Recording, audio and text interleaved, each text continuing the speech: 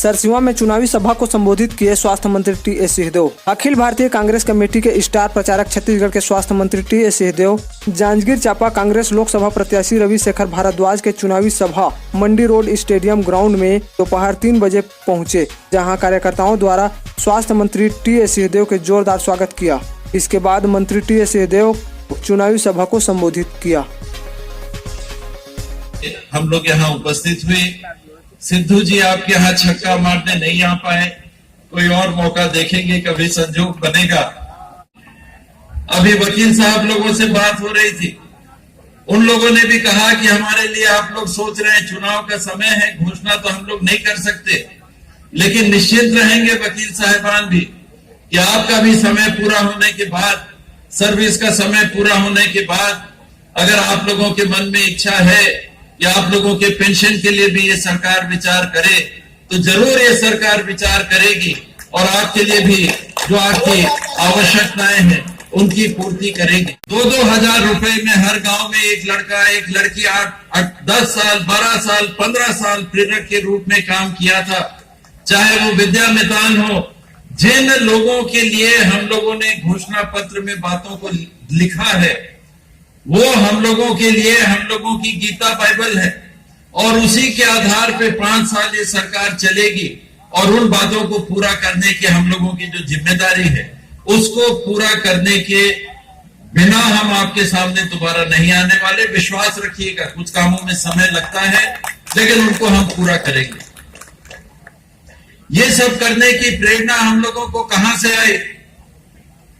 आपको याद होगा कि जब चुनाव की घोषणा नहीं हुई थी तो छत्तीसगढ़ में राहुल गांधी जी आए थे और सीतापुर में, सरगुजा क्षेत्र के सीतापुर में उन्होंने इस बात की घोषणा की थी कि हमारे देश के किसान बहुत तकलीफ में हैं। उनका पूछिए अगर किसान से कि आपको क्या चाहिए, तो हर किसान कहेगा कि हमको तो खेत में पानी पहुंचा दीजिए, बाकी काम हम खुद कर लेंगे। लेकिन पानी पहुंचाने में समय लगता है, बांध बनाने में, नहर बनाने में समय लगता है। तत्काल क्या किया जा सकता है किसानों के लिए, तुरंत क्या किया जा सकता है किसानों के लिए, और उनके दर्द को और उनकी जरूरत को और उनके परिवारों की दिक्कत को समझकर राहुल जी ने कहा था कि मेरी सरकार बनाइए, मेरे पार्टी की सरकार बनाइए। सरकार बनने के 10 दिन के अंदर किसानों का ऋण माफ होगा, और हुआ। 2 घंटे के अंदर हुआ। ये कब हुआ? जब राहुल जी ने यहां तक कह दिया था कि मेरे दल का मुख्यमंत्री आम जनों को कही हुई बातों को अगर नहीं पूरा करेगा तो वो संभवतः मुख्यमंत्री भी नहीं रहेगा। ऐसी इच्छा शक्ति के साथ राहुल जी ने हम लोगों को जिम्मेदारी दी कि मिलजुल के आप लोग छत्तीसगढ़ के लोगों के लिए अब काम करो, और जो आपको जिम्मेदारी आपने मांगी और आपको दी गई है उस जिम्मेदारी को आप अब पूरा करो। और वही राहुल गांधी जी आज देश की बागडोर संभालने के लिए जब आगे आए हैं, तो हम लोग यही निवेदन करने के लिए आपके बीच में उपस्थित हुए हैं कि पुनः कांग्रेस के प्रत्याशियों को जिताकर आप लोकसभा में भी कांग्रेस की सरकार को बनाइए, ताकि केवल छत्तीसगढ़ में नहीं पूरे देश में किसानों को वो राहत मिल सके, ऋण मुक्ति का, जो आज किसानों को नहीं मिला। 15 चुने हुए देश के उद्योगपतियों को मोदी जी की सरकार ने 3,40,000 करोड़ के ऋण को माफ कर दिया, किसानों का नहीं किया। नोटबंदी की, जीएसटी लागू किया, व्यवसाय व्यापार टूट गया, उसकी कमर टूट गई। देश का पूरा पैसा, नगद पैसा बैंकों में आके जमा हो गया। कहा जाता था कि काला धन पकड़ेंगे वगैरह वगैरह, काला धन का पता नहीं चला, लोगों को तकलीफ हुई, पैसा बैंक में आ गया, और उसी पैसे से 15 उद्योगपतियों का मोदी जी की सरकार ने 3,40,000 करोड़ माफ कर दिया। ये चुनाव किस बात का है? ये चुनाव आपको चुनने का है कि क्या राहुल जी के न्याय योजना, जिसमें देश के 5 करोड़ परिवार के 25 करोड़ नागरिक हर साल 72,000 रुपया पाएंगे, हर परिवार की यथासंभव महिला के खाते में 6,000 रुपया प्रति महीना सीधे जमा होगा और ये राशि होती है 3,60,000 करोड़ रुपए की। देश के पास वो पैसा है। आप कौन सी सरकार चाहते हैं? 15 लोगों को 3,40,000 करोड़ ऋण माफ करने वाली सरकार, या 25 करोड़ लोगों के पास, उनके परिवार के पास 3,60,000 करोड़ पहुंचाने वाली सरकार? ये है चुनाव का मुद्दा। कांग्रेस और भाजपा और फूल छाप और पंजा छाप ये तो दिखता रहता है, लेकिन हम चुनाव क्यों लड़ रहे हैं? कांग्रेस और भाजपा क्या देगी? राहुल जी कह रहे हैं कि हम 2500 रुपया में धान खरीदेंगे, और मोदी की सरकार ने दिल्ली में बैठते साथ चिट्ठी लिखी कि कोई भी राज्य की सरकार न्यूनतम समर्थन मूल्य से ऊपर अगर धान का कीमत देगी तो हम उसका चावल नहीं उठाएंगे। ये लिखा हुआ कागज है। चंदेव मंगवा सकते हैं, उत्तरी मंगवा सकते हैं, अध्यक्ष जी मंगवा सकते हैं, आपको रायपुर से वो कागज आ जाएगा, आप देख लेना। एक तरफ राहुल जी का कहना है हम 2500 रुपए से कम नहीं देंगे, और उड़ीसा में तो 2600 बोला है। हम लोगों को 100 रुपए और अगले साल आपको देना पड़ेगा, क्योंकि राहुल जी ने बोल दिया, जो उनने बोल दिया वो लिखा हुआ अक्षर पूरा होगा। तो एक तरफ राहुल गांधी जी किसानों के लिए सोच रहे हैं कि उनके दाम को न्यूनतम समर्थन मूल्य से अधिक देकर हम उनके परिवारों का पोषण करने में सहायक बने, और दूसरे तरफ मोदी जी की सरकार लिखित में चिट्ठी भेजती है कि अगर किसी सरकार ने न्यूनतम समर्थन मूल्य से ऊपर किसानों को पैसा दिया, किसी सरकार ने अगर बोनस दिया, तो हम उस सरकार का चावल नहीं उठाएंगे, जितना पीडीएस में लगता है उससे ज्यादा चावल नहीं उठाएंगे। यह है चुनाव का मुद्दा। स्वास्थ्य का अधिकार, राहुल जी ने कहा हम लोगों को छत्तीसगढ़ के चुनाव में कि बहुत सारे लोग बीमार पड़ते हैं। अभी मैं आपके गांव आया, एक मां अपने बच्चे को लेके आई थी, जन्म से बच्चा कमजोर है, शरीर से चलने में लाचार है, बोलने में लाचार है, उसके इलाज के लिए पैसा लगेगा। उस परिवार के पास कितना पैसा है कि उस बच्चे का इलाज करा पाएगा? और ऐसी बातों को देखकर राहुल जी ने कहा कि हमारी सरकार प्रत्येक नागरिक के इलाज का पूरा खर्चा, चाहे सर्दी खांसी बुखार के 100 रुपए की गोली लगे, चाहे 10,000 रुपए लगे, चाहे 1 लाख रुपया लगे, चाहे 10 लाख रुपया लगे, चाहे 25 लाख रुपया लगे, जो रकम लगेगी वो सरकार इलाज के लिए देगी। और हम स्वास्थ्य के अधिकार का कानून इस देश में लाएंगे। तो ये चुनाव सिर्फ पंजा छाप और फूल छाप का एक उम्मीदवार को जिताना दूसरे उम्मीदवार को जिताने का चुनाव नहीं है। ये चुनाव स्मार्ट कार्ड का, जिसके माध्यम से जब आप अस्पताल में जाते हो तो बहुत जगह बोल देते हैं कि स्मार्ट कार्ड नहीं चलता। ऐसा होता है कि नहीं? और आप अगर आउटडोर पेशेंट के रूप में जाओगे, भर्ती नहीं होगे, तो स्मार्ट कार्ड लागू नहीं होता। 80% नागरिक जब बीमार होते हैं उनको भर्ती होने की जरूरत नहीं होती। वो डॉक्टर को दिखाते हैं, डॉक्टर दवाई लिखते हैं, कुछ टेस्ट वगैरह करना है तो जांच करा देते हैं और आप घर चले जाते हो। तो 80% लोगों का एक नया पैसा ये स्मार्ट कार्ड से काम नहीं आता, क्योंकि उनको इलाज के लिए भर्ती होने की जरूरत नहीं होती। और बाकी लोग जो भर्ती होते हैं वो कोई अस्पताल कहता है लगेगा पैसा, कोई नहीं लगेगा, और इतना रुपया, इतना लाख रुपया, इससे ज्यादा नहीं। और राहुल जी ने अगर आपको कहा ये अधिकार वो देंगे, तो छत्तीसगढ़ की सरकार ने तो निर्णय कर लिया है और बजट में इस बात की घोषणा कर दी है कि स्वास्थ्य के अधिकार का कानून हम लेके आएंगे और छत्तीसगढ़ के समस्त नागरिकों का इलाज सरकार के माध्यम से हम करेंगे। और ये मुद्दा इस चुनाव का दिल्ली की सरकार को बनाने का है कि आप क्या चाहते हैं। रोजगार, बच्चों को रोजगार चाहिए, युवाओं को रोजगार चाहिए, युवतियों को रोजगार चाहिए। पिछली सरकार ने कहा हम 2 करोड़ रोजगार देंगे, प्रति वर्ष 2 करोड़ रोजगार देंगे। और आज 47 साल पहले जितने देश में बेरोजगारी थी, आज उतनी बेरोजगारी हमारे देश में, हमारे भारतवर्ष में, हमारे इंडिया में, आज हमारे देश में उतनी बेरोजगारी हो गई है जितना 47 साल पहले थी। 5 साल से गलत तरीके से अगर आप सरकार को चलाओगे, नोटबंदी जैसे निर्णय करोगे, रोजगार दिलाने में विफल रहोगे, चीन के प्रधानमंत्री के साथ झूला झूलोगे और डोकलाम में जाके वो सैनिक ठिकाने चीन बना देगा, तो ये देश सुरक्षित नहीं रह सकता। ऐसे हाथों में होना चाहिए जो कहता जितना है वो करके दिखाता है। और राहुल जी ने हमेशा ये कहा कि मैं बड़ी बड़ी बातें कहने में विश्वास नहीं करता, उतनी ही बड़ी बड़ी बातों को कहने में विश्वास रखता हूं जिनको मैं करके दे सकता हूं। और आज घोषणा पत्र के माध्यम से उन्होंने कहा है कि अगले साल तक 34 लाख युवाओं को शासकीय उपक्रमों में मैं नौकरी दिलवाऊंगा।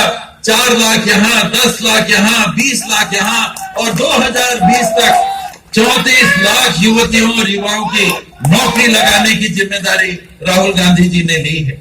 वो 2 करोड़ का हम इंतजार कर रहे हैं, जैसे 15 लाख का इंतजार किया, जर्सी गाय का इंतजार किया। जर्सी गाय पहुंची, कितने लोगों के यहाँ पहुंची? आदिवासी परिवार बैठे होंगे, अभी भी खूटा गाड़ के बैठे होंगे कि जर्सी गाय आने वाला है। वो पता नहीं कहां चला गया, मोदी जी के यहाँ चला गया कि किसके यहाँ चला गया। तो ऐसी बातें नहीं, ठोस बातें। महिलाओं के लिए इनके बैंक के खाते में 6,000 रुपया महीना तो आएगा जो गरीबी रेखा के नीचे है।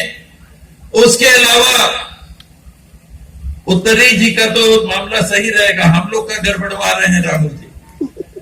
वो कह रहे हैं कि विधानसभा में, लोकसभा में, राज्यसभा में, सरकारी नौकरियों में और पदोन्नति में 1/3 स्थान महिलाओं का पहली लोकसभा की बैठक में वो कानून देश में लाएंगे। तो ये बहनों के लिए ये उनकी सोच है। हम लोग को खतरा हो सकता है, लेकिन बहनों का मान सम्मान सिर्फ भाषण देने से नहीं, देश में ऐसे कानून बनाकर जिसके आधार पर वो शिव और पार्वती जैसे बराबर, राम और सीता जैसे बराबर, राधा और कृष्ण जैसे बराबर के स्थान पे खड़े होके समाज में सिर उठा के अपना स्थान ले सकते हैं। ये राहुल जी की सोच है और ये चुनाव का मुद्दा है। शिक्षा, आज 8वीं तक शिक्षा का अधिकार है। राहुल जी का कहना है ये पर्याप्त नहीं है। 8वीं के बाद बहुत सारे बच्चे और खास करके बच्चियां वो स्कूल जाना बंद कर देती हैं। तो 12वीं कक्षा तक शिक्षा के अधिकार को लागू करेंगे और आगे की पढ़ाई बच्चियों के लिए निःशुल्क उपलब्ध कराएंगे। ये राहुल जी का संकल्प है, ये राहुल जी का वादा है, ये राहुल जी का घोषणा पत्र है और इसके आधार पर हम चुनाव लड़ रहे हैं। वन अधिकार कानून, छत्तीसगढ़ में हम लोगों ने उसकी बात की। राहुल जी ने कहा कि आप छत्तीसगढ़ में अपने घोषणा पत्र में इसको जरूर रखिए। उनके कहने पर हमने रखा और आज उसको लागू कर रहे हैं। आदिवासी परिवार के साथ छत्तीसगढ़ में परंपरागत वन निवासी, जो चाहे पिछड़े वर्ग के हों, चाहे अनुसूचित जाति के हों, चाहे अन्य वर्ग के हों, अगर वो भी 13 दिसंबर 2005 से पहले वन भूमि में काबिज थे। अंतर है कि आदिवासी परिवार के लिए 1 दिन का कब्जा, गैर आदिवासी परिवार के लिए 1 दिन का कब्जा, लेकिन 3 पीढ़ी से अगर उस जंगल, जमीन और वन की संपदा का उपयोग कर रहे थे तो उनको भी वन अधिकार पत्र मिलेगा और ग्राम सभा को जल, जंगल, जमीन के प्रबंधन का अधिकार मिलेगा।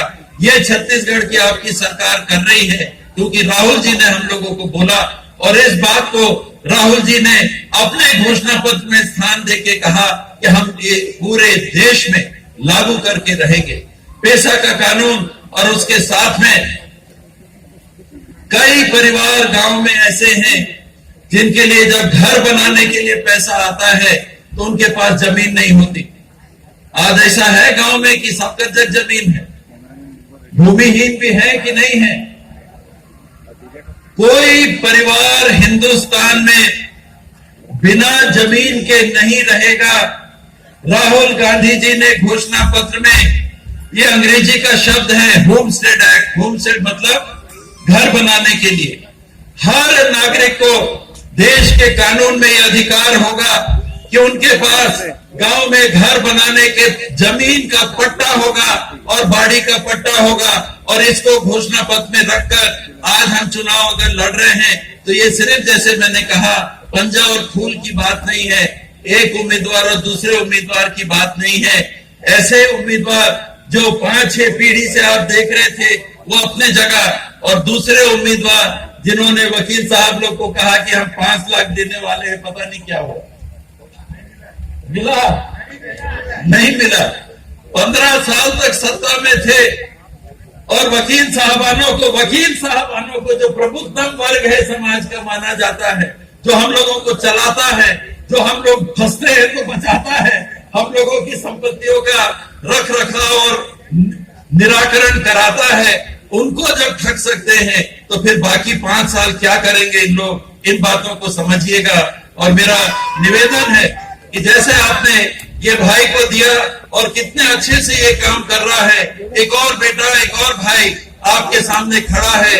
इन सारी चीजों को लागू करने के लिए, देश की रक्षा और सुरक्षा को सुनिश्चित करने के लिए, पर्यावरण की रक्षा करने के लिए, और मेरी भरपूर उम्मीद है कि आप लोगों का पूरा सहयोग मिलेगा और कांग्रेस के प्रत्याशी को बड़े बहुमत से जिताकर आप लोग दिल्ली की सरकार बनाने के लिए भेजेंगे और देश के भविष्य को सुनिश्चित करेंगे। कांग्रेस की सभा को संबोधित करने आए थे, पार्टी की सभा को करने के लिए आए थे और पूरी उम्मीद से जा रहे हैं